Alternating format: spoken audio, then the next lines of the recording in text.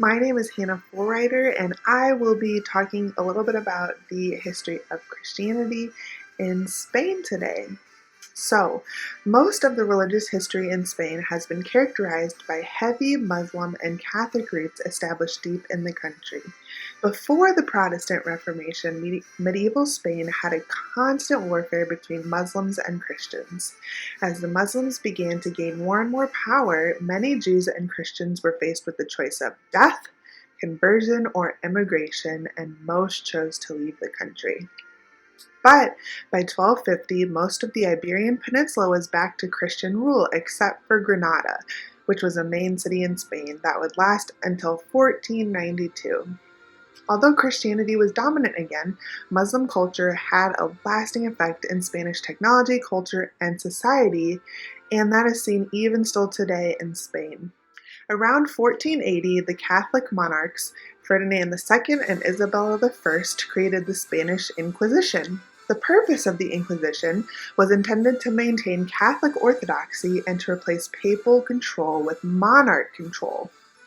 Between 1480 and 1492, hundreds of Muslims and Jews were accused of secretly practicing their religions and not Catholicism. They were arrested, imprisoned, interrogated, tortured, and some were even burned to death. The monarchy also imposed increased taxes and social restrictions on the country. In 1492, the monarchs issued the Alhambra Decree, which gave Jews in Spain 4 months to either convert to Catholicism or to leave Spain. The Inquisition continued until 1834 under the reign of Isabella II, after its influence just kept declining. This brings us to the Protestant Reformation. After Martin Luther published his 95 Theses and the Reformation began, there were still several European countries that it did not affect as much, and Spain was one of them. Although the movement didn't make a lot of headway in the country, there were still 2 very influential men that led the charge in Spain. Juan de Valdez published Dialogue on Christian Doctrine, but this book was confiscated and burned during the Inquisition under the list of banned books not approved by the Catholic Church. The only surviving copy of this book made it to Portugal.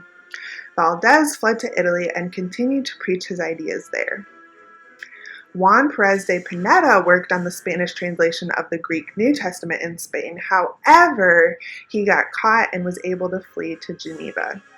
There he wrote, quote, "I feel very much obliged to do service to those of my nation according to the vocation that the Lord has called me to the annunciation of the gospel.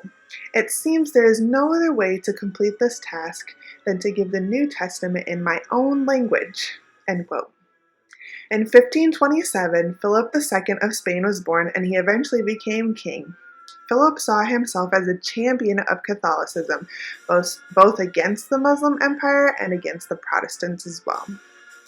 Philip's commitment to restoring Catholicism in Protestant regions of Europe resulted in many political engagements and wars, such as the Anglo-Spanish War and his financing of the Catholic League during the French Wars of Religion. In 1595, King Henry of France declared war on Spain to try to show the Catholics in Spain that Philip was only using religion as a cover-up for many attacks on religion in general. One of Philip's lasting impacts was the building of El Escorial as a monument in Spain's role as the center of the Christian world. It was a symbol of his commitment to protect Catholics against the rising influence of Protestantism all across Europe. The Christian Enlightenment took place in the 18th century. In 1765, the government made the Tratado de la Regalia de Amortización, which approved the expulsion of the Jesuits in 1767. This made the leadership of the church concerned with the education of the clergy, the preaching, and the instruction to those in the church. During this period, seminaries thrived, especially after the expulsion of the Jesuits, and preaching became more simple and more practical. During the War of Independence from 1808 to 1813, the Spaniards defended their religious ideas and traditional ways of the church against Napoleon, and the Concordat of 1851 made Catholicism the only recognized religion in Spain. A spiritual and cultural renaissance marked the end of the 19th century. On July 1936, under General Francisco Franco, the Spanish Civil War began as a way to remedy the political and social situation of the Republic. Franco was a dictator, and countless Christians died under his reign. Carrying a religious object was reason enough to be killed. By the end of the war, 6,832 clerics were dead. Soon, Catholic forces joined Franco's national movement, aiding his persecution, but his reign ended in 1939. Today, most of the country identifies with Catholicism and has deep Catholic roots embedded into the societal and familial structures. Many older generations favor Catholicism because of its history and tradition in the country. However, for younger generations, while still identifying as Catholic, no longer attend Mass as frequently. Many believe this is the result of Franco's reign, which tarnished the idea of church for many after the late 20th century. The Catholic Church is trying to appeal to the younger generations and maintain its numbers, but this has proven difficult in recent years. Too many of the younger generations just go to church for the cultural component, while others drift away because of the role of the church in the past. In regards to the evangelical church in Spain today, it has grown numerically, but seems to be growing weaker spiritually. This can be seen in its lack of doctrinal clarity, low level of holiness, and fairly aggressive denominationalism. Furthermore, most of the numerical growth recently has not been due to conversion of Spaniards, but rather an influx of the arrival of believers from around the world. Here are some ways that you can pray for Spain today. Number 1, pray against the influence of the prosperity gospel, because the prosperity gospel has done great harm to the church. There is no doubt that the heresy of the prosperity gospel has become the new orthodoxy in the evangelical church in Spain. Secondly, pray that evangelical Christians in Spain will learn how to evangelize to Spaniards better in the context where both Roman Catholicism and growing secularism have built up walls against the true gospel.